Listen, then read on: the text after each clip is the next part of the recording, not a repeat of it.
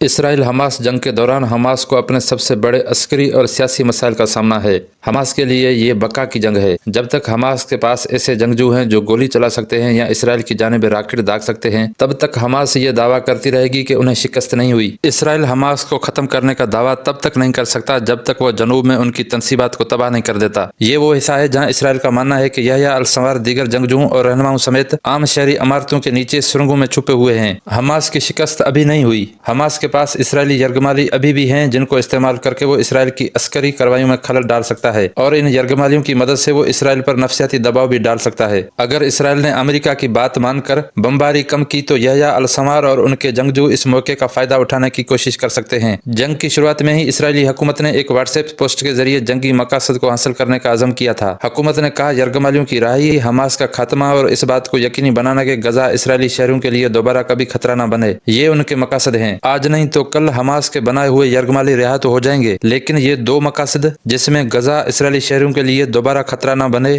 تب تک حاصل نہیں ہوگے جب تک حماس کا خاتمہ نہ ہو۔ مانتے ہیں کہ غزہ سے حماس کا خاتمہ ہو سکتا ہے، لیکن حماس کے سارے جنگجو اور اس کی لیڈرشپ صرف غزہ میں موجود نہیں ہے۔ حماس کے کچھ لیڈر دوسرے ممالک میں رہ رہے ہیں اور جنگجو بھی دوسرے ممالک میں چھپے ہوئے ہیں۔ تو اس صورتحال میں اسرائیل حماس کا خاتمہ کیسے کر سکتا ہے؟ جب تک ایک بھی حماس کا جنگجو یا حماس کا حامی یا حماس کا لیڈر زندہ رہے گا تب تک حماس تو شکست قبول نہیں کرے گی۔